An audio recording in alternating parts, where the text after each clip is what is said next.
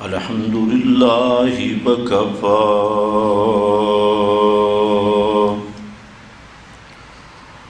والصلاة والسلام على سيد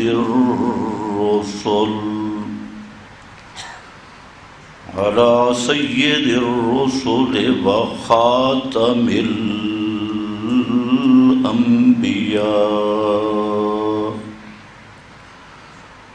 أما بعد فأعوذ بالله من الشيطان الرجيم. بسم الله الرحمن الرحيم. وما أرسلناك إلا رحمة للعالمين.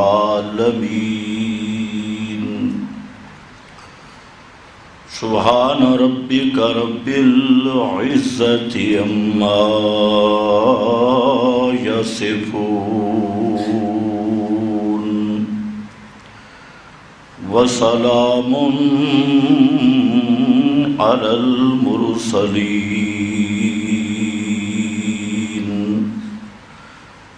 والحمد لله رب العالمين.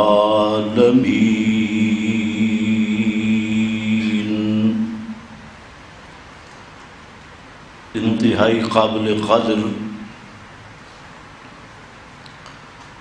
بزرگوں اور بھائیوں، ربیع الاول کی آمد پر کئی قسم کے مسالک اور مذاہب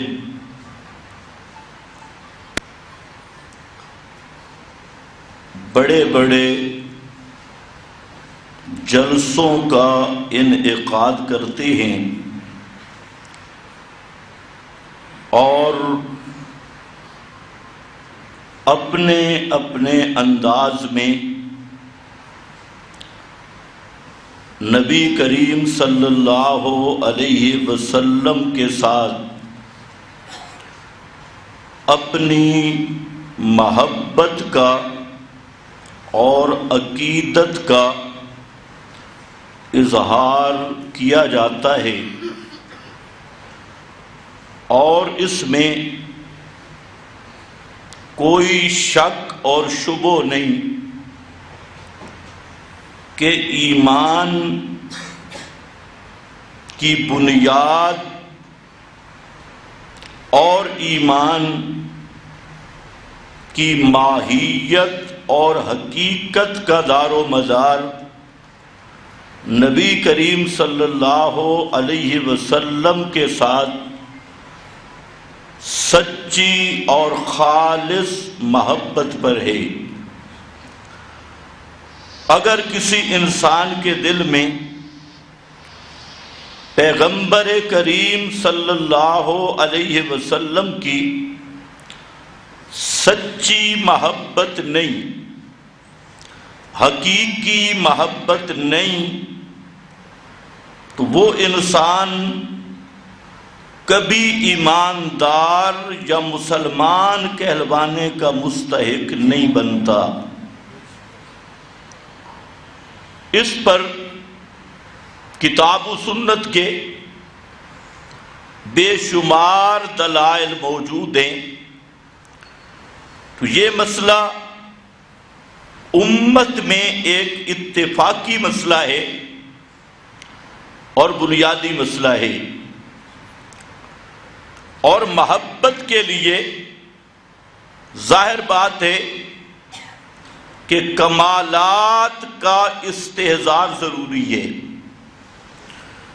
عظمت اور کمالات کا جب تک استحضار نہ ہو تو محبت کامل نہیں بنتی۔ تو اس لحاظ سے نبی کریم صلی اللہ علیہ وسلم کو اللہ رب العزت نے ابدیت کے سب کمالات عطا فرمائے، ابدیت کی ساری عظمتیں آپ صلی اللہ علیہ وسلم پر مکمل ہوئیں، اور آپ صلی اللہ علیہ وسلم افضل الخلق علی الاطلاق، پوری کائنات میں سب سے افضل،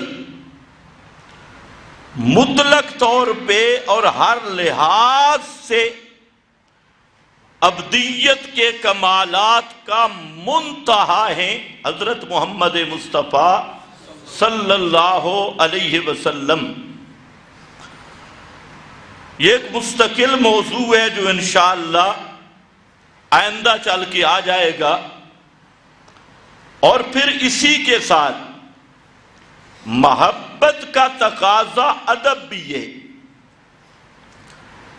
اس کائنات میں سب سے زیادہ ادب اور سب سے زیادہ عزت اور تعظیم کا حکم دیا گیا ہے جناب محمد مصطفیٰ صلی اللہ علیہ وسلم کے بارے میں، حتیٰ کہ آپ کی معمولی سی بے ادبی، تھوڑی سی بے ادبی تمام امت کے نزدیک وہ اسلام سے خارج کرنے والی ہے، اور آپ صلی اللہ علیہ وسلم کا اگر کوئی بدبخت گستاخی کرتا ہے، بے ادبی کرتا ہے، تو وہ آدمی ملت اسلام سے خارج ہے، اور ایسا کافر ہے کہ اس کو کافر نہ کہنے والا بھی کافر ہے۔ قاضی یاز نے شفا میں اور ملا علی قاری نے اس کی شرح میں اس کی پوری وضاحت کر دی۔ تو میں نے 3 باتیں کی۔ پہلی بات ہے آپ کی محبت، یہ ایمان کی جان اور بنیاد ہے۔ دوسری بات میں نے کی کہ محبت حقیقتاً تب پیدا ہوتی ہے کہ آپ کے کمالات کا استحضار ہو اور آپ کی عظمتوں کا استحضار ہو، اور آپ کی عظمت تمام کائنات سے بلند اور ابدیت کے تمام کمالات کی جامع۔ اور تیسری چیز آداب ہیں، تو آپ صلی اللہ علیہ وسلم کے آداب کی قرآن پاک نے خود تعلیم دی ہے کہ پیغمبر کا ادب کس طرح کرنا ہے، اور اس محبت کی پہچان کیا ہوگی، پہچان کا معیار کیا ہوگا۔ صرف زبان تو منافق بھی کہتے تھے، بلکہ منافقین بڑھ چڑھ کے کہتے تھے کہ ہم آپ کے محب ہیں، آپ کے ساتھ محبت رکھتے ہیں، اور قادیانی سے پوچھو تو وہ بھی کہے گا کہ مجھے محبت رسول ہے، رافضی سے پوچھو وہ بھی کہے گا حب رسول، قبر پرست سے پوچھو وہ بھی کہے گا حب رسول۔ تو سوال یہ ہے کہ آپ صلی اللہ علیہ وسلم کی محبت کا اصل معیار کیا ہے اور پہچان کیا ہے؟ تو یاد رکھنا، پیغمبر کریم صلی اللہ علیہ وسلم کے ساتھ محبت کا دعویٰ کام نہیں آئے گا، ایک آدمی دعویٰ کرے، دعویٰ تو بڑے بڑے لوگوں نے کیے، حتیٰ کہ ابو طالب کو بھی دعویٰ تھا اور بڑے بڑے حضرات نے کیے۔ پیغمبر کریم صلی اللہ علیہ وسلم کے ساتھ محبت کا ہونا کام آئے گا۔ حقیقتاً محبت ہو تو یہ چیز ہے ایمان، اور ایمان کی جان۔ تو دعویٰ کرنے والے بڑے ہیں، تو میں بہرحال بغیر تمہید کے عرض یہ کرنا چاہتا ہوں کہ پیغمبر کریم صلی اللہ علیہ وسلم کے ساتھ محبت کا معیار یہ ہے کہ سب سے پہلے نبی مکرم صلی اللہ علیہ وسلم کی پہچان، آپ کی عظمت شان کی پہچان، آپ کے مقام کا پہچان، اور اس شان و مقام کو پہچان کر آپ کے اعلان اور دعوت کو دل و جان سے قبول کرنا۔ جب تک آپ کی دعوت، آپ کا اعلان، آپ کا پروگرام اور مشن اس کو تسلیم نہ کیا جائے تو محبت کا دعویٰ خلاف حقیقت ہے اور مبنی بر منافقت ہے۔ اور یہی ہم کہتے ہیں کہ اس میں کوئی دوسری رائے نہیں کہ محمد الرسول اللہ صلی اللہ علیہ وسلم کی محبت کے بغیر آدمی کا ایمان نہیں، ادب کے بغیر آدمی کا ایمان نہیں، آپ کی عظمتوں کے اقرار کے بغیر ایمان نہیں۔ لیکن سب چیزوں کی بنیاد کیا ہے؟ پیغمبر کریم کی دعوت کو ماننا، آپ کی بات کو ماننا۔ فرقان یہ ہے، سچے اور جھوٹے کی پہچان یہ ہے، حق اور باطل کا معیار یہ ہے۔ اور جو شخص پیغمبر کریم کے ساتھ محبت کا دعویٰ کرتا ہے اور اس کی محبت صرف آپ کے وجود مقدس کے حسن کی تعریف، تو یہ تو ابو جہل بھی مانتا تھا۔ ابو جہل کو میرے نبی کے حسن پر کوئی اعتراض تھا؟ دنیا کا کوئی ملا نکالے کہ ہر طرح کے انہوں نے اعتراض کیے، لیکن پیغمبر کریم کی شکل و صورت مبارک پر کسی کافر نے بھی اعتراض نہیں کیا اور کر بھی نہیں سکتا۔ یہ اس بات کی دلیل ہے کہ ان لوگوں کو پیغمبر کریم کی صورت پر کوئی اعتراض نہیں تھا، آپ کے حسن و جمال پر، آپ صلی اللہ علیہ وسلم کی زلفوں پر، آپ کے چہرے اقدس پر، آپ کے وجود مقدس پر۔ حالانکہ دنیا کی تاریخ اٹھا کے دیکھ لیں، آج تک کسی بڑے سے بڑے ضدی کافر کو بھی پیغمبر کریم کے وجود اقدس پر عیب والا اعتراض کرنے کی جرات ہی نہیں ہوئی۔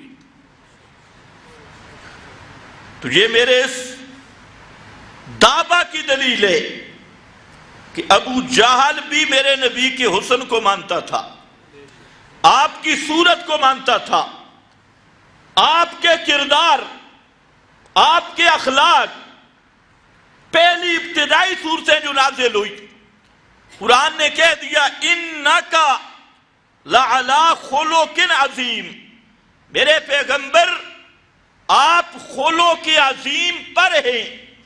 علا کا ذکر کیا، یعنی آپ کے خلق عظیم آپ کی جبلت میں داخل ہے، آپ کی فطرت میں داخل ہے۔ یہ ابتدائی صورتیں ہیں، اور دنیا کا کوئی مولوی آپ کو نہیں بتا سکتا کہ مشرکین عرب یا یہود و نصارہ نے آپ کے کردار پر کوئی انگلی اٹھائی ہو۔ 40 سال نبوت سے پہلے کسی کو کوئی اعتراض ہوا ہو آپ کی گفتار پر، آپ کی زبان پر، آپ کے معاملات پر، آپ کے برتاؤ پر، اور یہ فقط حضرت محمد مصطفیٰ صلی اللہ علیہ وسلم کی عظمت اور شان ہے کہ ہر پیغمبر نے اپنے معجزات پیش کیے اپنی نبوت کی دلیل کے طور پہ، اور حضرت محمد مصطفیٰ صلی اللہ علیہ وسلم نے اپنی 40 سال کی زندگی کو بطور دلیل کے پیش کیا اپنی نبوت پر۔ 40 سالہ زندگی، تو الغرض ان لوگوں کو آپ کے کردار پہ کوئی شبہ نہیں، اخلاق پہ کوئی شبہ نہیں، گفتار پہ کوئی اعتراض نہیں، حسن پہ کوئی اعتراض نہیں، آپ صلی اللہ علیہ وسلم کے گھریلو معاملات، بیرونی معاملات، اس پر کوئی اعتراض نہیں، اور آخر تک وہ یہی کہتے آئے جربنا لک مرارا، ہم نے بڑے تجربے کر لیے اور ہم نے سوائے سچ کے محمد کریم کی زندگی میں اور کوئی چیز بھی تلاش نہیں کر سکے، کوئی چیز نہیں پائی۔ اس کے باوجود وہ جہنم میں گئے۔ ابو طالب کو محبت بھی تھی، چوکیدار بھی بنا، شیاب ابی طالب میں جیل میں بھی گیا، ساتھ نظر بند بھی ہوا اور پیغمبر کریم کا دفاع بھی کیا، لیکن اس کے باوجود جہنم میں گیا تو معیار کیا ہوگا محبت کا؟ آج سے سیزن شروع ہو گیا خطیبوں کا بھی اور میلادیوں کا بھی، کاروبار شروع ہو گیا، تو ان کے ہاں تو جتنے پیسے فیس ملے اتنا ربیع الاول شان والا ہے۔ ایک ایک نعت خان ایک ایک گھنٹے کا ₹1,00,000، 1.5 لاکھ، اور اسی کے ساتھ ملتے جلتے خطیب، تو ان کا سیزن ہے۔ لیکن سوال یہ ہے کہ محبت محمد مصطفیٰ صلی اللہ علیہ وسلم جس پر نجات ہوگی، اور جو محبت ایمان کی بنیاد ہے، وہ کیا ہے؟ تو یاد رکھ لینا، وہ محبت ہے، سب سے پہلے نقطہ اس محبت کا ہے دعوت رسول کو قبول کرنا، پیغمبر کے پیغام کو ماننا۔ اگر پیغمبر کی دعوت قبول نہیں کی تو پھر محبت کے دعوے کاروبار ہیں، محبت کے دعوے نفاق پر مبنی ہیں، جو مرضی کر لے۔ اور اگر پیغمبر کریم کی دعوت کو قبول کر لیا تو پھر سمجھ لے کہ اللہ نے اس کو حضرت محمد مصطفیٰ صلی اللہ علیہ وسلم کی حقیقتاً محبت عطا کر دیے۔ اب وہ دعوت کیا ہے؟ اس کی تفصیل میں جائیے تو پیغمبر کریم کی دعوت ہے، یہ قرآن مقدس کے 30 پارے، یہ 23 سال نبوت کی دعوت، پورا قرآن، بلغ ما انزل الیک من ربک، پورا قرآن کو پہنچانا، ھذا بلاغ للناس، یہ پیغمبر کریم کی دعوت ہے۔ اور اس قرآن مقدس میں اللہ رب العزت نے آپ کی دعوت کو کئی طریقوں پہ بیان کیا، کئی طرزوں پہ بیان کیا، اور یہ دعوت والا مسئلہ بڑا مشکل ہے، آج بھی مشکل ہے، اس وقت بھی مشکل تھا، کیونکہ جہاں تو فرقہ بازی ہے، ایک پارٹی کھڑی ہے، وہ ابھی لوگوں کو اطلاع دے گی کہ 12 ربیع الاول کو نبی کریم صلی اللہ علیہ وسلم کی ولادت ہوئی. ان کو اطلاع لیٹ پہنچی ہے، یہ ابھی ولادت پہ کھڑے ہیں، آگے نہیں چلیں گے. 12 ربیع الاول کو ولادت ہوئی. ادھر پنڈی میں جائیں تو میلاد چوک کے بینر، بڑے بڑے شہروں میں میلاد چوک کے، ابھی تک ان بے وقوفوں کو یہ بھی نہیں پتا کہ پیغمبر کی ولادت ہوئی کہاں ہے، یہ بھی نہیں سمجھ سکے. اور اس میں بھی شک ہے، ابھی تیاری کر رہے ہیں جی ولادت ہوگی تو ہم خوشی منائیں گے، اس پر میلاد پہ جلسے. تو یہ تو عام آدمی بھی سمجھتا ہے پیغمبر کریم کی ولادت مبارکہ پورے جہان میں ہوئی یا صرف ایک جگہ. اور ان مجنوؤں سے پوچھو، لاہور میں میلاد چوک، پنڈی میں میلاد چوک، ملتان میں میلاد چوک، کراچی میں میلاد چوک، ہر جگہ پہ میلاد چوک. اور ان بے وقوفوں کو بتاؤ کہ پیغمبر کریم کی ولادت مبارکہ پاکستان میں نہیں، عرب میں ہوئی. اور عرب میں بھی صرف ایک گھرانے مقدسہ میں، حضرت عبداللہ کے گھر میں، حضرت آمنہ کے بطن اقدس سے ایک جگہ پہ ولادت ہوئی. اور وہ ولادت بھی آج سے 1400 سال پہلے ہوئی. ابھی ولادت کی یہ تیاریاں کر رہے ہیں جی ہم جشن منائیں گے. قوم بھی سادی سودی ہے، ان کے ساتھ ملے ہیں جی میلاد کی خوشی منائیں گے. تو پہلے مسئلہ تو یہ ہے کہ ولادت ہو چکی ہے، اور ہوئی بھی کہاں؟ عرب میں. اور عرب میں بھی کہاں؟ حضرت عبداللہ کے گھر میں، ایک جگہ پہ. تو ایک پارٹی کا پورا مذہب پورا سال بس محفل میلاد. اور محفل میلاد پھر مناتے زنانیاں، مرد، گانا بجانا، ڈھول، ناچ، ڈانسیں، اور چندے مانگے جا رہے ہیں. اور ہر جگہ پہ دیگیں اور غیر اللہ کے نام کی نظریں، نیازیں. یہ ایک دین کا انہوں نے عنوان دے دیا، اور سمجھ یہ رہے ہیں کہ ہم کامیاب ہیں کیونکہ یہی محبت رسول کا حق ادا ہو رہا ہے. دوسری پارٹی ایک ہے، وہ پورا سال ان کا عنوان ہے حیات النبی. جہاں بھی جائیں گے حیات النبی، حیات النبی یعنی موت کے بعد والی حیات، یہ ان کا موضوع ہے.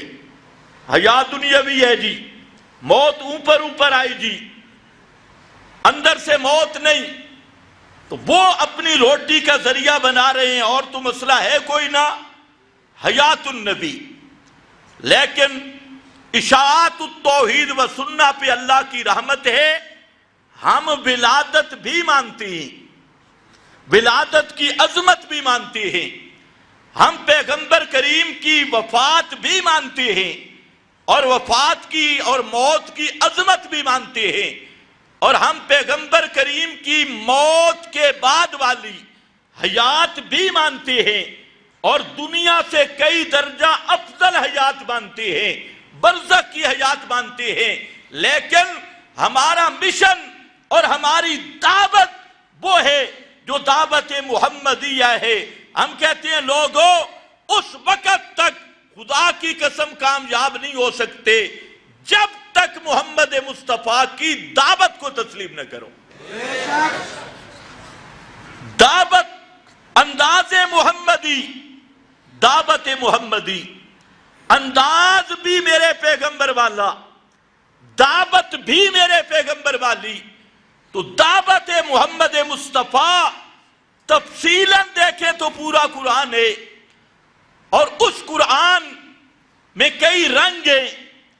ایک رنگ آج کے لیے جو میں نے منتخب کیا، وہ رنگ بڑا عجیب انداز میں شروع ہوتا ہے قل. کیا ہے؟ قل. قل کا معنی ایک تو کل کا معنی تم سمجھے ہوئے ہو،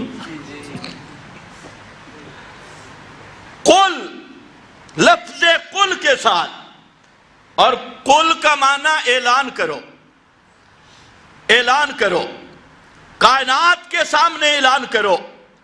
اس کو آپ عنوان دے سکتی ہیں اعلان رسول، پیغمبر کا وہ اعلان جو اللہ رب العزت پیغمبر کریم سے کروا رہا ہے، پورے قرآن کا ایک انداز ہے۔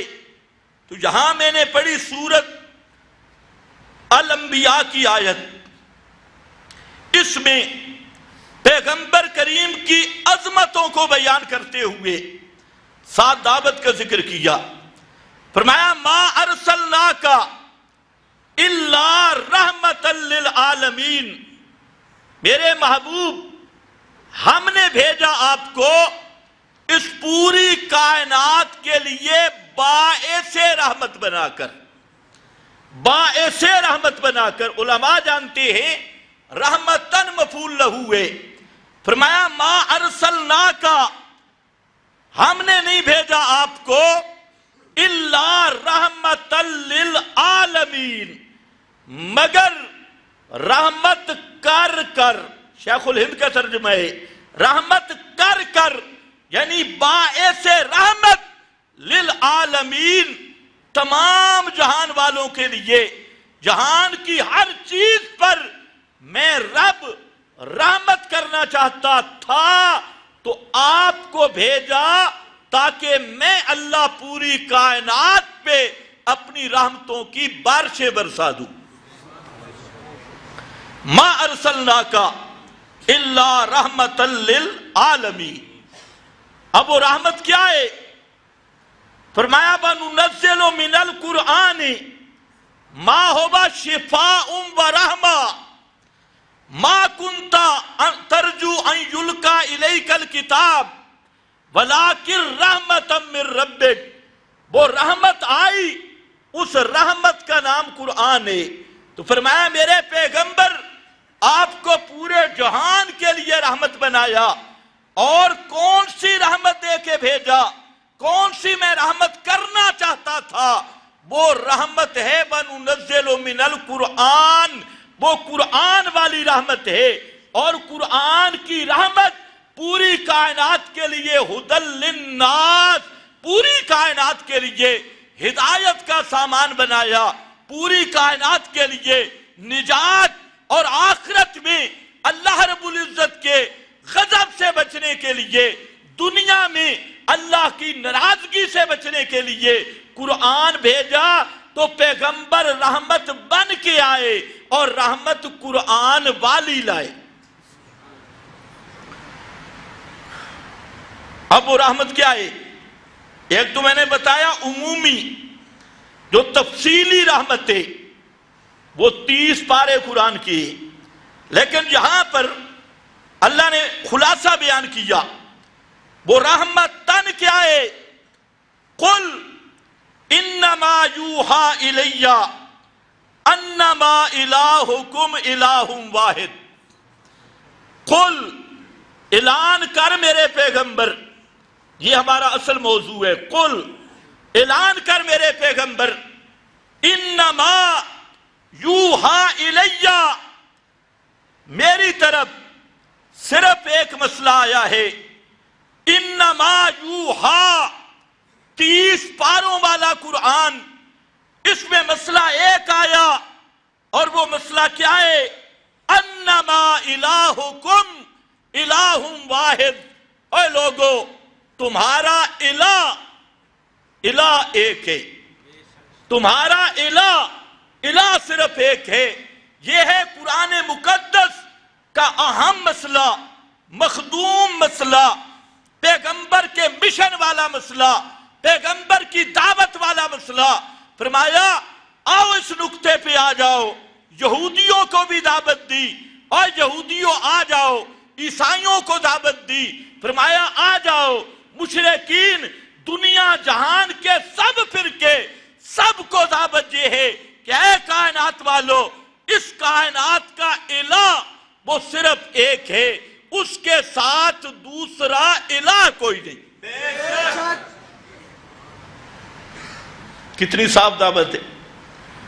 حضرت علامہ عثمانی رحمہ اللہ نے یہاں پر بہت عجیب نکتہ لکھا. تفسیر عثمانی کسی کے پاس ہو تو فرماتی ہیں کہ پیغمبر کریم کے بارے میں جو فرمایا نا ہم نے آپ کو رحمت بنا کر بھیجا، اس رحمت کا خلاصہ یہ ہے قل انما یوحا الیہ. اس رحمت کا خلاصہ یہ ہے کہ یہ اعلان کرنا کہ اے کائنات والو، الہ تمہارا الہ ایک ہے، دوسرا کوئی الہ نہیں. یہ ہے میرے نبی کی دعوت. اور میں کلیئر کٹ بتا دوں، دو ٹوک لفظوں میں، ہمارا جھگڑا صرف اسی کے ساتھ ہے جو اس مسئلہ کے ساتھ ٹکرائے. لا الہ الا اللہ جو اس مسئلہ الہ کے ساتھ ٹکرائے، چاہے اپنا ہو چاہے بیگانہ ہو، چاہے کوئی فرقہ ہو چاہے کوئی ملا ہو، چاہے کوئی مفتی ہو چاہے کوئی خطیب ہو، جب لا الہ الا اللہ الہکم الہ واحد اس کے ساتھ ٹکرائے گا، چاہے کسی چھتری کے نیچے بھی ہو، تو وہ اس کو ہم اپنا دشمن سمجھیں گے اور اس کے ساتھ کبھی بھی ہمارا اتفاق ہو سکتا نہیں.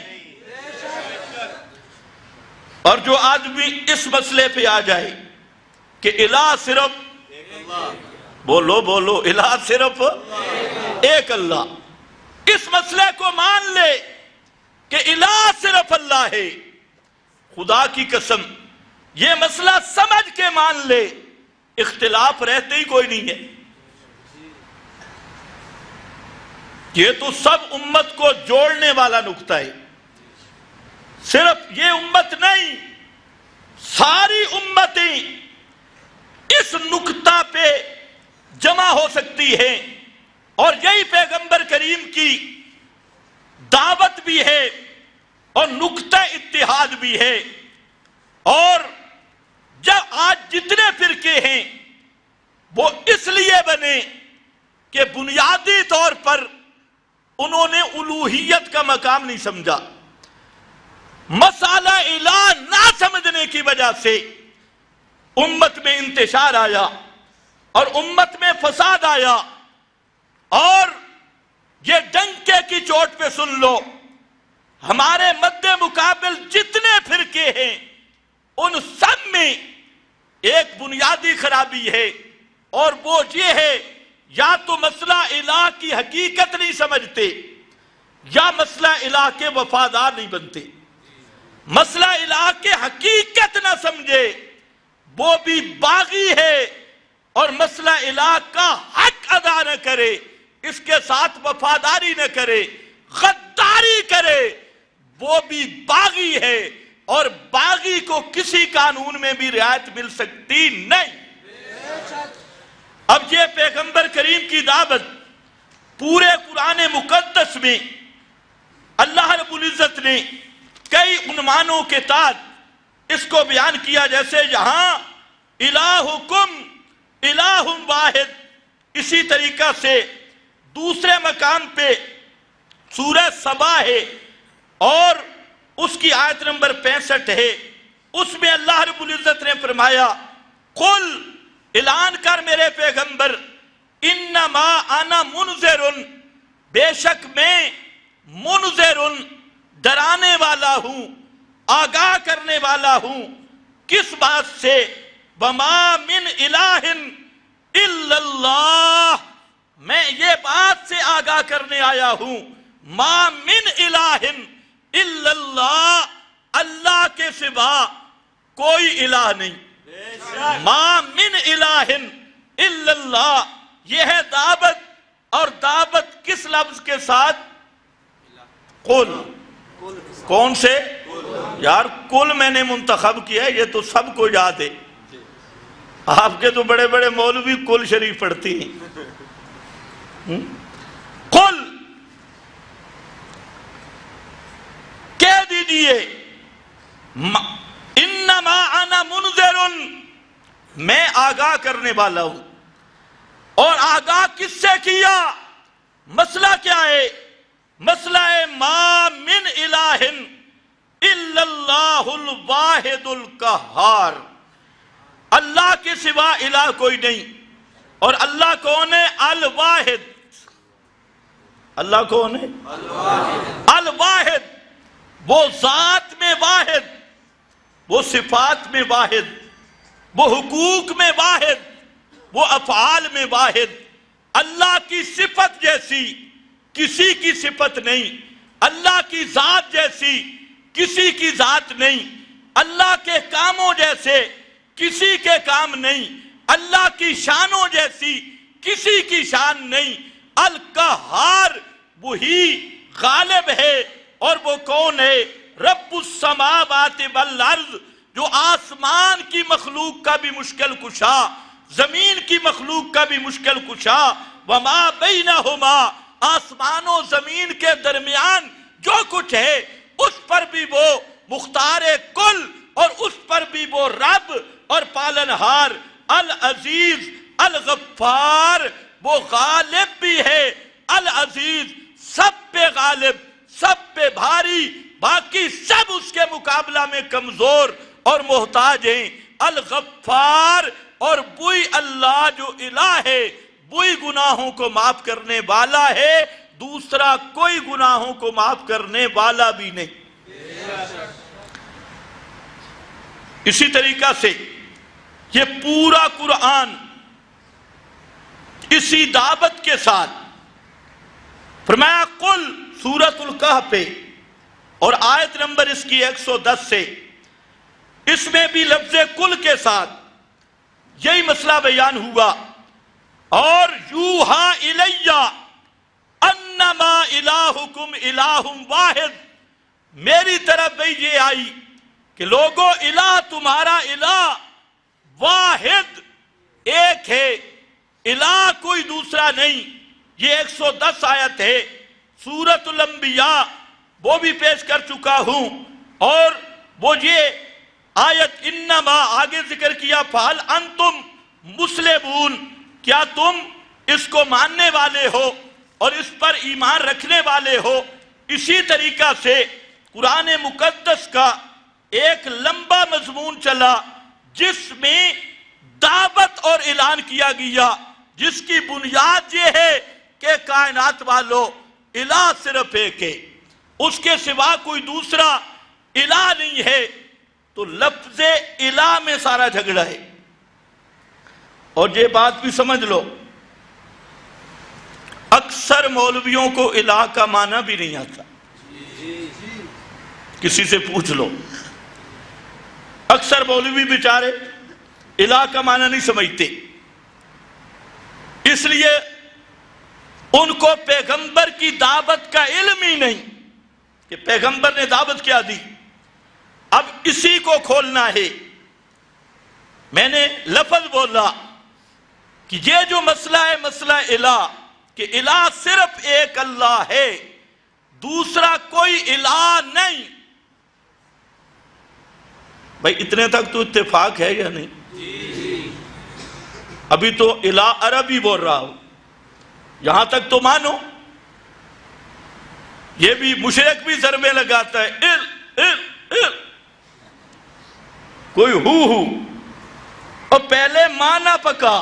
حضرت شیخ القرآن فرماتے تھے اور قوم کو پہلے مانا دس، الہ کہتے کس کو ہے، اور ضربے پھر میں سکھاؤں گا ضرب لگتی کیسے، لیکن پہلے مانا تو آئے۔ اب دیکھو قرآن سے مانا بتا رہا ہوں، قرآن نے خود بیان کیے۔ یہ سورۃ المائدہ ہے اور آیت نمبر 76 ہے۔ اس میں روح سخن نصارہ کے ساتھ تھے، حضرت عیسیٰ اور بی بی مریم کو الہ سمجھنے والے، ان کو خطاب ہے، اور ذرا غور کرنا، فرمایا قل، پھر لفظ کل آ گیا۔ یہ کل ہی چلے گا تاکہ کل کو سمجھ آئے۔ قل، اعلان کر میرے پیغمبر، اتعبدون من دون اللہ، کیا اللہ کے سوا ان کو پکارتے ہو؟ اتعبدون، ان کو پکارتے ہو ما لا یملک لکم ضرا ولا نفعا، جو تمہارے نقصان کا مالک بھی اختیار بھی نہیں رکھتے، تمہارے نفع کا اختیار بھی نہیں رکھتے۔ ما لا یملک لکم ضرا ولا نفعا، تمہارے نفع نقصان کے مالک نہیں۔ ایک معلوم ہوتا ہے الہ وہ ہے جو نافع بھی ہو، جو ضار بھی ہو۔ الہ وہ ہے جو نفع نقصان کا مالک ہو، اور جو نفع نقصان کا مالک ہوتا ہے وہی پکار کے لائق ہوتا ہے۔ اور الہ کا معنی بھی کیا ہے؟ پکار کے لائق، پکار کے لائق، پکارے سننے والا، پکارے جانے کے لائق ہونا، یہ ہے الہ کا معنی۔ تو لا الہ الا اللہ، الہکم الہ واحد، مطلب کیا ہوگا؟ الہ کا معنی آپ کو مولوی سنائے گا جی معبود،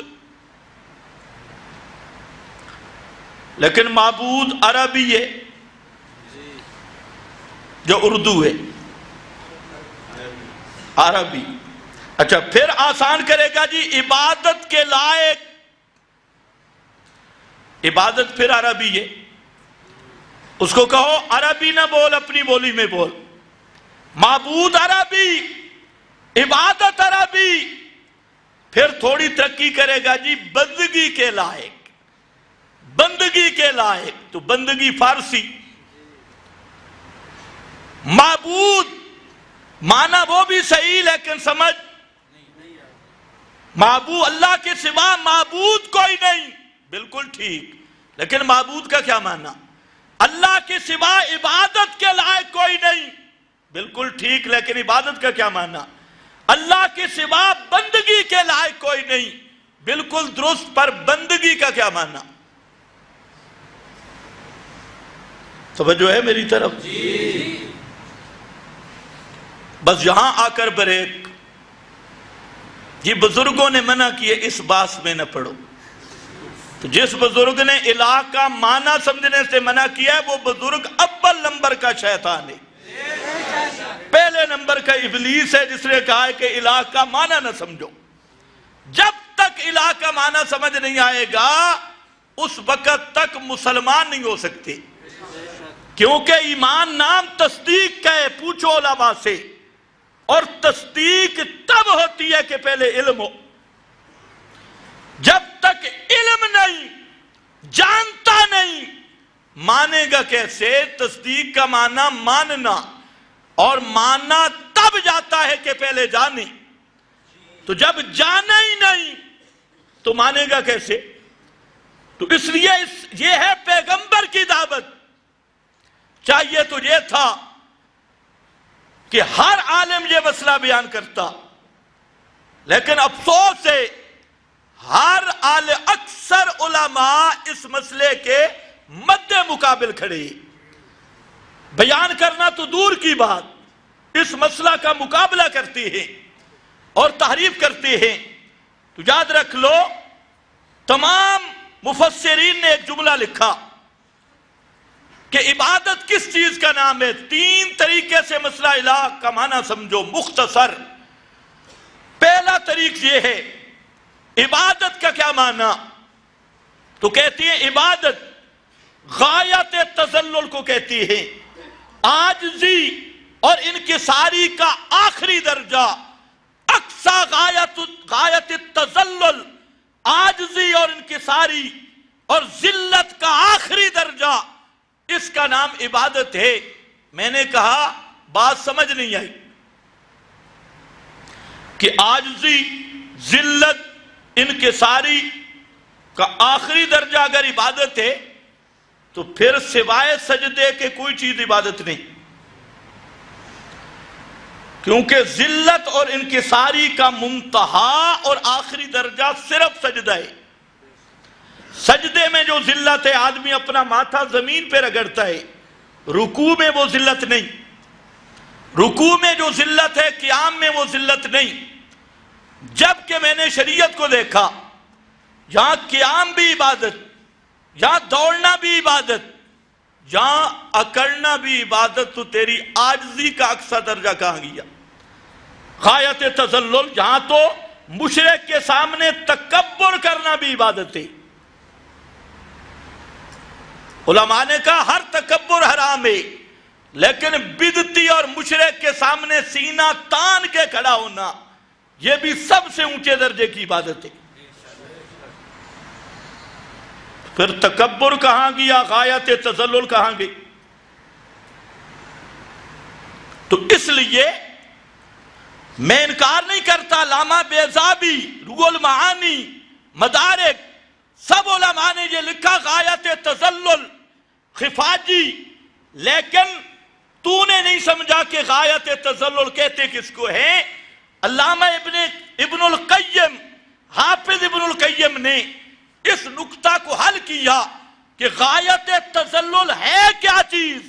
فرماتے ہیں تذلل دو طرح ہوتا ہے. ایک تذلل ہے جوارے کا، یہ اعضاء کا، کہ آپ دیکھتے ہیں سجدے میں ماتھا زمین پہ چلا گیا تو جسم کے اعضاء کا یہ تذلل اور انکساری ہے. تو یہ تذلل جوارے اور تذلل ظاہری ہے. اور ایک ہے تذلل باطنی. تذلل باطنی کہتے ہیں عقیدے کی عاجزی، عقیدہ اور ایمان میں تذلل لانا اور غایت انکسار. اور عقیدے کا غایت تذلل یہ ہے ایسی ہستی جس کی صفات غایت کمال پہ ہوں، اس کے متعلق غایت کمال کا عقیدہ رکھنا یہ اعتقادی تذلل ہے. اسی لیے حافظ نے کہا العبادت عبارت عن الاعتقاد. عبادت عبارت ہے عقیدے سے، عمل سے نہیں. عن الاعتقاد عقیدے سے عبارت ہے. اور العبادت عبارت عن الاعتقاد بأن للمعبود سلطة غیبیة يقدر بها على النفع وعلى الضرر فكل دعاء وثناء ونداء ينشأ من هذا الاعتقاد فهي العبادة. تو حاصل یہ ہے کسی ہستی کے متعلق یہ عقیدہ رکھنا کہ ما فوق الاسباب، یہ ہستی مجھے نفع دے سکتی ہے، نقصان سے بچا سکتی ہے. ما فوق الاسباب، یہ ہستی میرے احوال کو جانتی بھی ہے، میری پکاروں کو سنتی بھی ہے، میرے نفع نقصان کو پورا کر سکتی بھی ہے. یہ عقیدہ کسی ہستی کے متعلق رکھنا یہ اس کو الہ ماننا ہے. یہ پہلا معنی ہے. اسی کو معبود کہیں گے تو لا الہ الا اللہ کا معنی ہوگا. الہکم الہم واحد کا معنی ہوگا. اور اے کائنات والو، بغیر اسباب کے نفع نقصان کا مالک صرف ایک ہے. بغیر اسباب کے احوال کو جاننے والا صرف اللہ. بغیر اسباب کے سننے والا صرف اللہ. بغیر اسباب کے دیکھنے والا صرف اللہ. ما فوق الاسباب دینے والا صرف اللہ. ما فوق الاسباب لینے والا صرف اللہ. ما فوق الاسباب تصرف کرنے والا صرف اللہ. یہ ہے الہکم الہم واحد. اگر کسی زندہ یا مردہ، پیغمبر یا غیر پیغمبر، نبی یا ولی یا علی کے متعلق یہ عقیدہ رکھا کہ وہ بھی غیب دان ہے، متصرف فی الامور ہے اور سمیع بصیر ہے، بغیر اسباب کے سنتا دیکھتا ہے، تو اس آدمی نے اس ہستی کو الہ مانا ہے اور پیغمبر کی دعوت کا منکر ہوگی. یہ معنی الہکم الہ واحد. اس للڑ سے بھی پوچھ لے، تو جو کہتے عادتاً مردے سنتی، وہاں اسباب ہیں. تو عادتاً جب مردوں میں سننے کی صفت مانی تو کیا بنے گا؟ کیا بنے گا؟ کیا بنے گا؟ مشرک. اور جو ان کے بارے میں کہے کہ ان کے پیچھے بلا کراہت نماز جائز ہے، وہ کیا بنے گا؟ جان بوجھ کر اتمام حجت کے بعد. تو اس کے لیے نرم سا لفظ ہے منافق.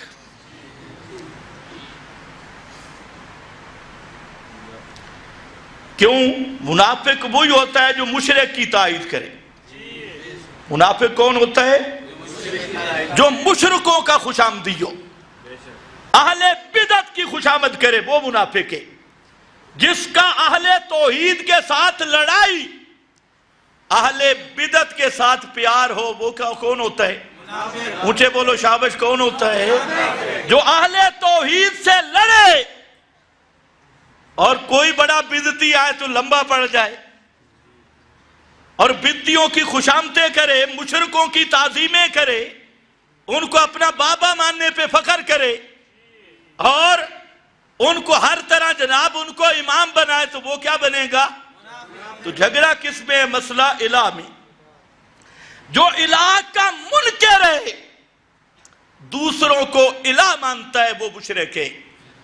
اور جو ان کی دھڑ کرتا ہے مشرکوں کی، ان کی تائید اور مشرکین کی وکالت کرتا ہے، وہ کون ہے؟ منافق. وہ کون ہے؟ منافق. خیال کرنا، یہ ایک معنی الہ کا، اور بالکل آسان معنی پیغمبر کریم کی زبان سے آیا. فرمایا الدعاء مخ العبادہ. الہ کا معنی معبود، الہ کا معنی لائق عبادت. اور عبادت کیا ہے؟ الدعاء مخ العبادہ. حاجات اور مشکلات میں پکارنا، حاجتوں اور مشکلوں میں پکارنا، یہ عبادت کی جان، عبادت کا خلاصہ. اور خود قرآن نے بھی کہا قال ربکم ادعونی ادعونی، کہا تمہارے رب نے ادعونی، مجھ ہی کو پکارو. آگے ان الذین یستکبرون ان، کیا ہے؟ ان اوپر کے ادعونی، تو نیچے آنا چاہیے تھا ان دعائی، نیچے عبادتی. تو اللہ نے خود بتا دیا ادعونی ان عبادتی، کہ سب سے بڑی عبادت وہ حاجات اور مشکلات میں پکارنا، حاجتوں اور مشکلوں میں پکارنا. ما فوق الاسباب امور میں المدد یا رسول اللہ، یہ عبادت، المدد یا علی، یہ عبادت. اور چاہے روزے کے اوپر جا کے کہے یا پاکستان میں کھڑے ہو کے کہے، یہ کیا بنتی ہے؟ عبادت. ادعونی ان عبادتی. اور اس آیت کی تفسیر میں پیر کرم شاہ الازہری اور شیعہ تمام مفسرین نے، بریلوی مفسرین نے، سب نے وہ حدیث لکھی الدعاء مخ العبادہ، کہ ساری عبادت کا خلاصہ حاجتوں میں پکارنا ہے. تو سمجھو الہکم الہ واحد کا معنی یہ ہوگا، اے کائنات والو تھوڑی سد سور پکار دے لائق او صرف ایک کے.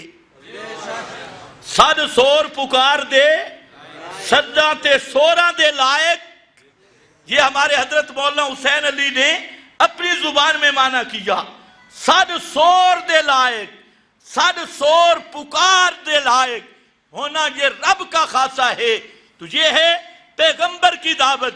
اب اسی کو ذرا دیکھنا، قل، اور تیسرا معنی بھی چلو سن لو. عبادت کا تیسرا معنی طاعت حقیقی. تو لا الہ الا اللہ کا معنی ہوگا کہ لا حاکم الا اللہ، اللہ کے سوا کوئی حاکم حقیقی نہیں. حاکم حقیقی ان الحکم الا للہ، وہ صرف اللہ ہے. اور اللہ کے قانون کے مقابل کسی قانون کو ماننا یہ طاغوت کی عبادت ہے. کس کی عبادت ہے؟ کیونکہ مقنن کون ہے؟ حاکم حقیقی کون ہے؟ لا تشریع بلا تحریما بلا تحلیلا، الا للہ. شاہ ولی اللہ محدث دہلوی کی عبارت ہے لا تشریع بلا تحلیلا بلا تحریما الا للہ. تشریع قانون صرف اللہ کا، تحلیل صرف اللہ کی، تحریم صرف اللہ کی. تو یہ حاکم حقیقی اور اس پر دلیل قومہما لنا عابدون و عابدون کہا گیا، حالانکہ اس کے قانون کے وہ مطیع تھے. فرعون کی اسرائیلی عبادت نہیں کرتے تھے، لیکن عابدون کا لفظ بولا گیا تو قرآن نے خود بتا دیا عبادت کا ایک معنی الہ کا ما فوق الاسباب صفات مان کر ما فوق الاسباب امور میں کسی کو پکارنا یہ عبادت، اور پکار کے لائق ہونا یہ آسان ترجمہ یہ عبادت. اور تیسرا اللہ کے قانون کے مقابل کسی قانون کو ماننا یہ ہے طاغوت کی عبادت اور غیر اللہ کی عبادت. یہ تینوں معنی الہ کے قرآن میں ہیں. اب پیغمبر کی دعوت سنو، الہکم الہ واحد. الہ تمہارا الہ ایک ہے. اب ذرا خیال کرنا، قل اتعبدون من دون اللہ ما لا یملک لکم ضرا ولا نفعا. اللہ کے سوا ان کو پکارتے ہو. پکارنا کس کا معنی کر رہا ہوں؟ تعبدون. یہ اسی عبادت کا معنی کیا ہے؟ پکار. پکارتے ہو جو نہیں اختیار رکھتے. لا یملکو فعل پہ نفی داخل ہے، نہ ذاتی اختیار رکھتے ہیں نہ تفویضی اور عطائی اختیار رکھتے ہیں واسطے تمہارے. ضرم ولا نفعا، نقصان کا نہ نفع کا. آگے سننا، وہ نفع نقصان کے مالک نہیں. واللہ هو السمیع العلیم، اور وہ تمہاری پکاریں سنتے بھی نہیں. کیا معنی کیا میں نے؟ وہ تمہاری پکاریں علماء جانتے ہیں جہاں حسر ہے، اور حسر جہاں ہو وہاں نفی بھی ہوتی ہے اس بات بھی ہوتا ہے. واللہ هو السمیع العلیم، اور اللہ ہی ہے سننے والا جاننے والا. اللہ ہی یا اللہ بھی؟ اللہ ہی ہے سننے والا. اور یہ وہی اثر ہے جو آپ پڑھتے ہیں ایاک نعبدو. کیا معنی؟ تیری ہی عبادت کرتی ہیں یا تیری بھی. ایاک نستعین کیا معنی؟ تجھ ہی سے مرادیں مانگتے ہیں. تجھ ہی سے یا تجھ بھی سے؟ ہی سے. تو جہاں واللہ هو السمیع، اللہ ہی ہے سننے والا، اللہ ہی ہے جاننے والا. تو یہ سما آیا تعبدون کے سیاق میں، تو معنی واضح ہو گیا. ما فوق الاسباب سننے والا کون؟ ما فوق الاسباب جاننے والا کون؟ صرف اللہ. تو الہ وہ ہوتا ہے جو ما فوق الاسباب نافع بھی ہو، ضار بھی ہو، سمیع بھی ہو، علیم بھی ہو. تو افتعبدون میں یہ مسئلہ سمجھا دیا. لا نافع الا اللہ ولا ضار الا اللہ ولا سمیع الا اللہ ولا علیم الا اللہ. اے کائنات والو، کوئی نفع نقصان کا مالک نہیں اللہ کے سوا، اور کوئی پکارے سننے والا نہیں اللہ کے سوا. اور جہاں حسر بھی ہے حضرت عیسیٰ کے اعتبار سے، بی بی مریم کے اعتبار سے، اور مطلب یہ ہے عیسیٰ سمیع نہیں، بی بی مریم سمیع نہیں. عیسیٰ تمہاری پکارے نہیں سنتے، بی بی مریم تمہاری پکارے نہیں سنتی. تمہاری پکارے سننے والا کون ہے؟ واللہ هو السمیع العلیم. سورۃ المائدہ آیت نمبر 76. اس کو گھروں میں جا کے دیکھنا. اب کچھ بیمار کہتے ہیں جی یہ سما والا مسئلہ فروئی ہے. کہتے ہیں نہیں کہتے؟ اور کچھ بیمار کہتے ہیں جی مسئلہ الہ ہو پر سما نہ ہو۔ ان جاہلوں کو یہ بھی نہیں پتا کہ بغیر سما کی نفی کے مسئلہ الہ بیان ہو سکتے ہی نہیں۔ جب ما فوق الاسباب سما کی نفی نہیں کرے گا تو مسئلہ الہ کیسے بیان کرے گا؟ وہی جو ریبن والے بیان کرتی ہے، دکان سے کچھ نہیں ہوتا، مکان سے کچھ نہیں ہوتا۔ قرآن نے جو مسئلہ الہ بیان کیا اس میں بنیاد رکھی مسئلہ حیات اور سما کی، اور جہاں پر دیکھیں، گھروں میں جا کے دیکھیں کس انداز میں اسی کل کے ساتھ مسئلہ آیا اور مسئلہ کلیئر کر دیا کہ ناپیزار بھی نہیں اور سمیع علیم بھی نہیں۔ ناپیزار بھی اللہ اور سمیع علیم بھی اللہ۔ سمیع کا معنی بتا دیا، بغیر اسباب کے سننے والا، بغیر اسباب کے جاننے والا۔ یہ بھی کس کی شان ہے؟ اللہ کی۔ ہم جس دور میں گزر رہے ہیں، ایسے جاہل لوگوں سے ہمارا واسطہ ہے جو بڑے بڑے مولوی کہلاتی ہیں۔ وہ کہتے ہیں یوں تو کہو کہ اگر اللہ کے سوا کسی کو نافع مانے وہ مشرک ہے، اللہ کے سوا کسی کو ما فوق الاسباب عالم مانے وہ مشرک ہے، لیکن یوں نہ کہو کہ اللہ کے سوا کسی میں ما فوق الاسباب سما مانے وہ نہیں مشرک، وہ مسلمان ہے۔ تو میں نے کہا یا تو پھر پہلی تعریف بھی غلط ہے، یہ تم نے تحت الاسباب فوق الاسباب کی قید لگائی کہ ما فوق الاسباب امور میں غیر اللہ کو پکارے مشرک، ما فوق الاسباب طور پہ غیر کو عالم مانے مشرک، غیر کو ناپیزار مانے بغیر اسباب کے مشرک۔ اگر تیری یہ تقریر ٹھیک تو پھر یہ بھی ڈنڈی نہ مار، کتمان نہ کر۔ ہم کہتے ہیں جو ما فوق الاسباب سما غیر اللہ کی صفت جانے وہ بھی مشرک، جو ما فوق الاسباب بصر دیکھنا غیر اللہ کی صفت مانے وہ بھی مشرک۔ اب مولوی کیا کہتے ہیں؟ نہیں یوں نہ کہو، یہ اختلافی مسئلہ ہے، بزرگوں نے اختلاف کیا۔ توجہ ہے میری طرف ہو؟ ہمارا قصور صرف یہ ہے، ہم کہتے ہیں آدھی توحید بیان نہ کر، پوری توحید بیان کر، مداہن نہ بن، کتمان نہ کر۔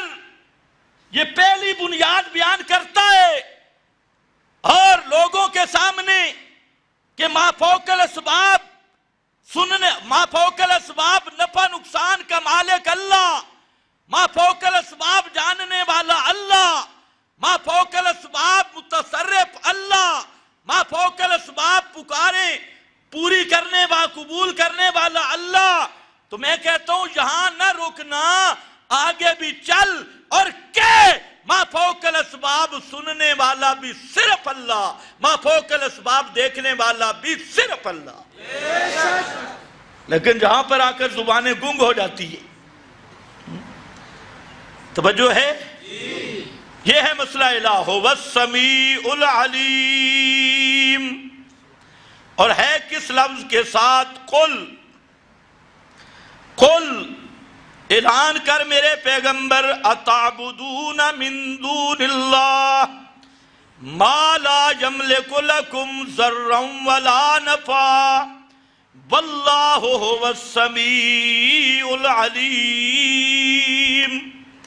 اللہ ہی ہے سننے والا، ما فوق الاسباب جاننے والا، یہ صرف اللہ ہے۔ تو الہ بھی کون ہے؟ صرف اللہ ہے۔ آگے سنو، سورہ انعام آیت نمبر 19 فرمایا قل انما هو الہ واحد۔ اس جملے پہ غور کرنا، قل اعلان کر میرے پیغمبر، اعلان کر انما هو الہ واحد، کہ الہ صرف ایک ہے، الہ واحد، اگلا جملہ وَإِنَّنِي بَرِيءٌ مِّمَّا تُشْرِكُونَ، اور اعلان کر میرا پیغمبر کہ میں بری ہوں ہر مشرک سے، کسی مشرک سے میرا کوئی تعلق نہیں. بریئن، میں بیزار ہوں ہر مشرک سے جو اللہ کے ساتھ دوسرا الہ بنائے. میں محمد مصطفیٰ اس سے بیزار ہوں. اور میری دعوت کیا ہے؟ الہ واحد. الہ کتنے ہیں؟ ایک. اب مسئلہ کیا ہے؟ آپ ایک بات بتائیں مجھے. یہ لاؤڈ سپیکر ہے، اس کا نام اگر بدل دیں تو حقیقت بدل جائے گی؟ جی حقیقت وہی رہے گی. آج کے مشرک نے لفظ بدل دیا، کہتے ہیں ہم الہ نہیں مانتے اور صفتیں ساری الہ والی مانتی.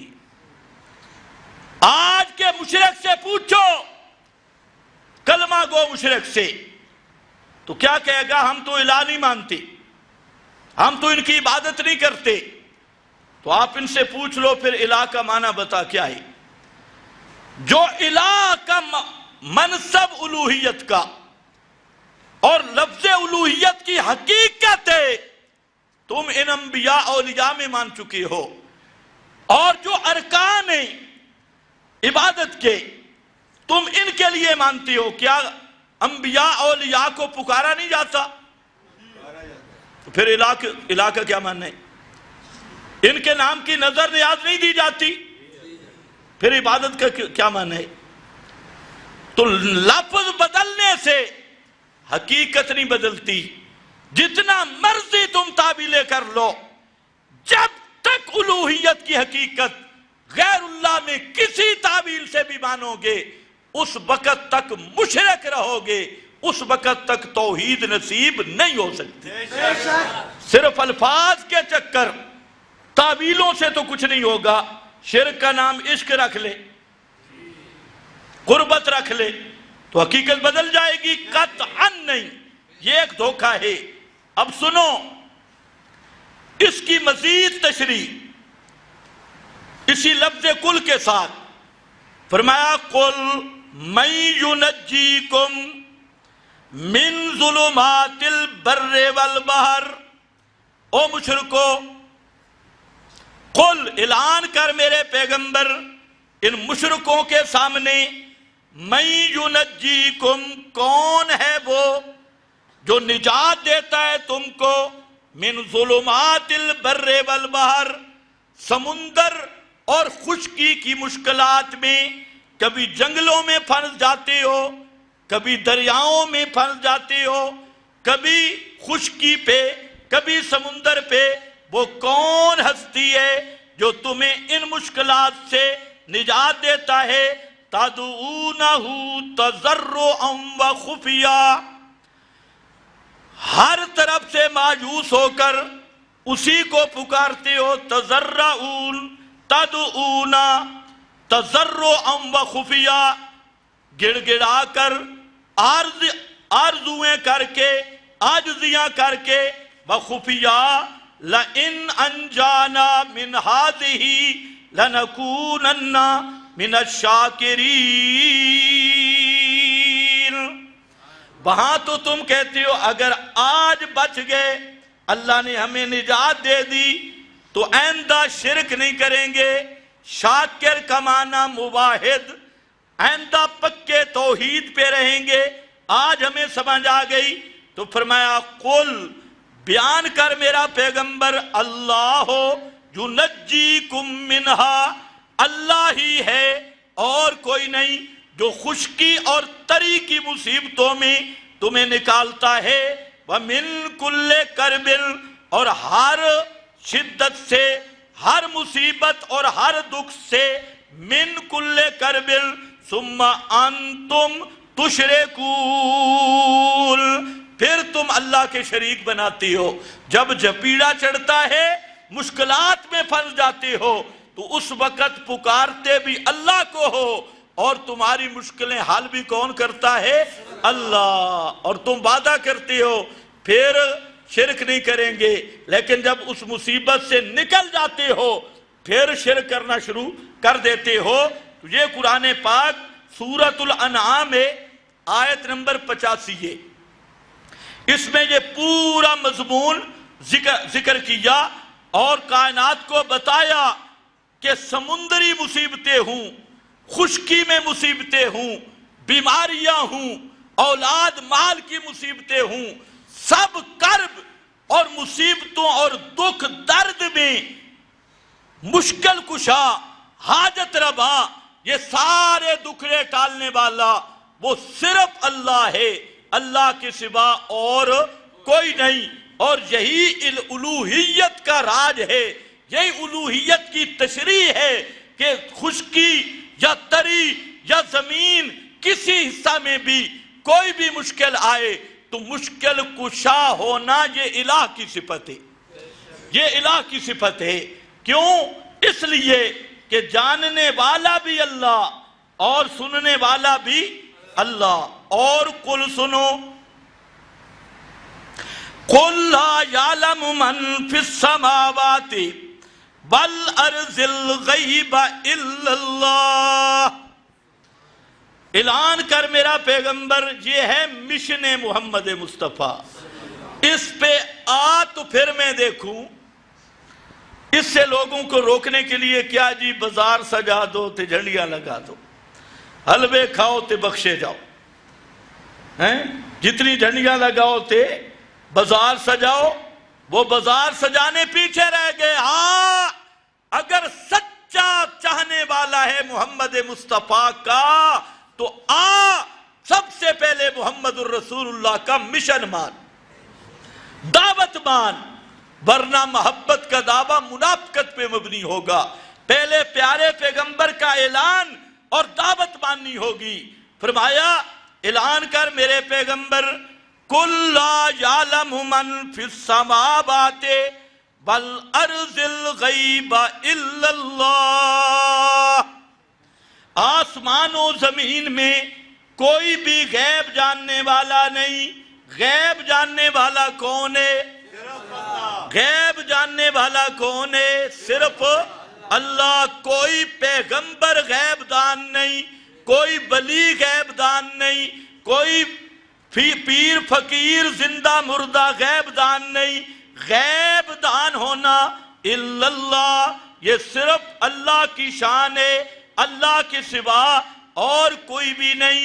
اور سن، فرمایا قل، قل اعلان کر میرا پیغمبر، پوچھ ان سے، لمن ما فی السماوات والارض، آسمان و زمین میں جو کچھ ہے اس پہ تصرف اور اختیار کس کا ہے؟ تصرف اور اختیار کس کا ہے؟ قل اعلان کر کے پوچھو اور ان کو بتاؤ بھی صحیح، وَلَهُ مَا سَكَنَ فِي اللَّيْلِ وَالنَّهَارِ وَلَهُ مِلْكًا تَصَرُّفًا خَلْقًا، رات اور دن میں جو کچھ ہوتا ہے اس پہ متصرف صرف اللہ ہے۔ رات کے اندھیروں میں، دن کے اجالوں میں جو کچھ بھی ہوتا ہے اس پر متصرف ہونا یہ اللہ ہی کا خاصہ ہے۔ وَلَهُ مَا سَكَنَ فِي اللَّيْلِ وَالنَّهَارِ، آگے خیال کرنا، وَهُوَ السَّمِيعُ الْعَلِيمُ۔ لَهُ مَا سَكَنَ، جس طرح پوری کائنات پہ تصرف صرف اللہ کا ہے، هُوَ السَّمِيعُ، بغیر اسباب کے سننا یہ بھی صرف اللہ کا خاصہ ہے، اور کوئی نہیں سن سکتا بغیر اسباب کے۔ یہ سورۃ الانعام آیت نمبر 13۔ اب فرما دیجئے، قل اعلان کیجئے، اغیر اللہ اتخذ ولیا۔ اے ظالموں، تم مجھے یہ کہتے ہو میں اللہ کے سوا کسی اور کو الہ مان لوں، یہی دعوت دیتے ہو اللہ کے سوا کسی اور کو کارساز بنا لوں، الہ بنا لوں، ذرا میرے الہ کی شان تو سنو، وَلَهُ مَا سَكَنَا، جو کچھ رات میں، دن میں، آسمان میں، زمین میں، کائنات میں، اوپر نیچے تحت سرا تک جو کوئی چیز موجود ہے اس پر متصرف ہونا یہ صرف میرے الہ کا خاصہ ہے، الہ کا تصرف ہے۔ اور وہ الہ کون ہے؟ هو السمیع العلیم، ہر ایک کی پکاریں سننے والا، ہر ایک کے حالات کو جاننے والا، ایسی ہستی کے ہوتے ہوئے اغیر اللہ اتخذ ولیا، کیا میں اللہ کے سوا کسی دوسرے کو الہ مان لوں؟ یہ بھی ہے کیا؟ کل، کیا ہے؟ کل فاطر السماوات والارض، فاطر السماوات والارض، وہ اللہ جو آسمان و زمین کو پیدا کرنے والا، وَهُوَ يُطْعِمُ وَلَا يُطْعَمُ، اور وہ سب کو کھلاتا ہے اور خود کھانے سے پاک ہے۔ سب کو کھلاتا ہے، خود کھانے سے، جو کھانا کھاتا ہو مشکل کشا نہیں ہوتا۔ حضرت عیسیٰ بی بی مریم کی الوہیت کی نفی پہ دلیل کیا دی؟ کانا یاکلان، دونوں کھانا کھاتے تھے۔ جو کھانا کھائے، حلوہ کھائے، چاول کھائے، روٹے کھائے، کوئی چیز کھائے، وہ حاجت روا نہیں، مشکل کشا نہیں۔ الہ وہ ہے جو کھانے سے پاک ہے اور سب کو کھلاتا ہے۔ وَهُوَ يُطْعِمُ وَلَا يُطْعَمُ قُلْ إِنِّي أُمِرْتُ أَنْ أَكُونَ أَوَّلَ مَنْ أَسْلَمَ وَلَا تَكُونَنَّ مِنَ الْمُشْرِكِينَ، مجھے حکم ہوا میں منقاد رہوں اول نمبر پہ ماننے والا اور مشرکوں سے نہ ہونا۔ وَلَا تَكُونَنَّ مِنَ الْمُشْرِكِينَ، آگے پھر اسی کے تحت آیا وَإِن يَمْسَسْكَ اللَّهُ بِضُرٍّ فَلَا كَاشِفَ لَهُ إِلَّا هُوَ، اگر اللہ تجھے کوئی تکلیف دے، لا کاشف لہ، کوئی اس کو کھولنے والا نہیں۔ وَإِن يَمْسَسْكَ بِخَيْرٍ فَهُوَ عَلَى كُلِّ شَيْءٍ قَدِيرٌ، اگر وہ کوئی خیر پہنچانا چاہے تو وہ ہر چیز پہ قادر ہے۔ یہ آیت نمبر 18 سورہ الانعام، یہ ہے قل، اعلان کر میرے پیغمبر۔ تو میں عرض یہ کر رہا تھا کہ سب سے پہلا حق جو مومن پر ہے وہ پیغمبر کی دعوت مانی، اور دعوت الرسول، دعوت محمد مصطفیٰ صلی اللہ علیہ وسلم، پورا قرآن میرے نبی کی دعوت ہے، اور اس دعوت کا اہم نکتہ، مقصودی نکتہ وہ اللہ کی توحید ہے، اور وہ اعلانات اللہ نے لفظ کل سے ذکر کیے، اور جہاں یہ آیات بہت ہیں، انشاءاللہ یہ ایک مضمون مفصل بیان ہوگا۔ آج اس کی بنیاد رکھی گئی کہ پیغمبر کریم صلی اللہ علیہ وسلم سے اللہ نے قرآن مقدس میں جو اعلانات کروائے ہیں، جو مشن بیان کروایا ہے، جو ہدف بیان کروایا ہے، جب تک اس ہدف، اس مشن پہ عقیدہ نہیں ہوگا تو کوئی عمل بھی کام نہیں آئے گا، کوئی عمل بھی کام، کوئی عمل بھی، کوئی نیک عمل بھی۔ کون سا؟ بدعت نیک نہیں ہوتی، کوئی نیک عمل بھی کام، نماز، روزے، حج، زکاتیں بھی کام نہیں آئیں گی جب تک پیغمبر کی دعوت اور مشن کو نہیں مانے گا، تو تجھے تو نیک اعمال کی توفیق بھی نہیں۔ مسجد میں آنا بھاری ہے، مزار پہ حاضری آسان ہے۔ شیطان کے کرتوت دیکھو، نماز 5 وقت نہیں پڑھے گا، 12 ربیع الاول کے جلوس میں شریک ہوگا، یعنی ہر بدعت پہ عمل ہے اور عمل صالح کی توفیق ہی نہیں۔ اور یہ یاد رکھو، جس کا سینہ توحید سے خالی ہو، اس سینے میں کبھی محبت محمد مصطفیٰ آ ہی نہیں سکتی۔ وہ صرف محبت کا عنوان تجارت کے طور پہ استعمال کرے گا۔ اور یہ جتنے مولوی 12 ربیع الاول میں شور کرتے ہیں، خدا کی قسم ان کی فیسیں بند کر دو، پھر دیکھو کہ ان کے دل میں کتنی محبت ہے۔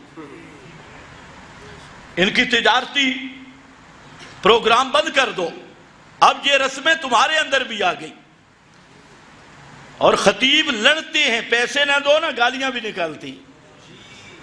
ان سے پوچھو یہ پیغمبر کا اخلاق ہے کہ کسی کے پاس جا کے تم اپنی تقریریں بیچتے ہو اور پیسے مانگتے ہو، لیٹرینوں میں جا کے گنتے ہو، اور اگر کوئی بیچارے کے پاس پیسے کم ہوں تو اس کے ساتھ لڑتے ہو اور ماں بہن کی گالیاں نکالتی ہو۔ ایسے خطیب میرے ذہن میں ہیں، اور ایسی شہادتیں موجود ہیں پکی سیکا رابیوں کی کہ 20,000 کی جگہ 15,000 مل گیا تو دینے والے کو اس نے ماں بہن کی گالی نکالی، میری اتنی قیمت ہے، اور 25,000 کی جگہ 20 مل گیا تو لڑائی شروع کر دی۔ یہ دین کی خدمت ہے، یہ پیغمبر کا اخلاق ہے۔ یہ تو انشاءاللہ آئندہ جمعہ پہ آئے گا، قُلْ لَا أَسْأَلُكُمْ عَلَيْهِ أَجْرًا، یہ بھی کل ہے۔ یہ سارے کل پچانے بڑے مشکل ہیں۔ اعلان کر میرا پیغمبر، میں اپنی دعوت پر ایک ٹکا بھی نہیں لیتا، اپنی دعوت پر کوئی مزدوری نہیں لیتا، کوئی فیس نہیں لیتا۔ تو آج تم نے علماء کو خراب کیا، ان کی فیسیں بند کر تو انشاءاللہ اصل مسئلے پہ آ جائیں گے۔ ان فیسوں نے مسئلے میں کتمان لایا، ان فیسوں نے آپس میں اختلاف لایا، ان فیسوں نے سٹیج کی جنگیں لائیں، ان فیسوں نے دھڑے بندی لائی، ان فیسوں کے کرشمے ہیں کہ ہر مولوی کی مسجد جدا ہے، دوسرے کے ساتھ لڑائی ہے۔ اگر دین کی خدمت مفت میں کرنی پڑ جائے، فیسیں شیسوں پہ پابندی لگا دو، 2 مہینے لگا کے دیکھو، جو کوئی درمیان میں دھڑا بندی رہ جائے تو مجھے پوچھنا۔ یہ سارا جھگڑا اسے فیس کہے اور اسی سٹیج کہے۔ تو بہرحال پیغمبر کا اخلاق وہ بھی آئے گا۔ وہ کیا اخلاق ہے؟ وہ ہے لا اسألکم علیہ اجرا، میں کوئی مزدوری مانگتا نہیں ہوں۔ اچھا خیر، وآخر دعوانا الحمدللہ۔